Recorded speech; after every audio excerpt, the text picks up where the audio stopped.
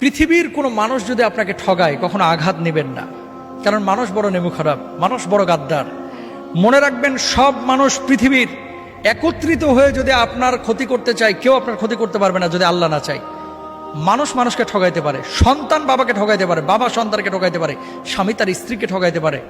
আল্লাহ কখনো তার বান্দাকে ঠগান না, কখনো না। আল্লাহ কখনো তার বান্দাকে ঠগান না। বরং ডাকার মতো যদি ডাকেন, আল্লাহকে বলার মতো যদি বলেন, সে আল্লাহ সুবহানাহু ওয়া তাআলা আপনার ডাকে সাড়া দেবেন। আপনি মনে করছেন যে এত ডাকলাম আল্লাহ তো সাড়া দিচ্ছে না, কে বলছে দেয় নাই? কিছু কিছু সময় এটা আপনি বুঝতেছেন ভুল। একটা সময় ধরেন, আপনি যখন আপনার বয়স 7 বছর 8 বছর ছিল, 5টা টাকা পাইলে মনে করতেন লাইফের এটাই সবচেয়ে সুখের মুহূর্ত, কারণ 5 টাকা দিয়ে এখন একটা আইসক্রিম কিনে খাবো। কিন্তু ওই সময় যদি 5 কোটি টাকা আপনারা দেওয়া হতো, 5 কোটি টাকার ভর আপনি সামলাইতে পারতেন না।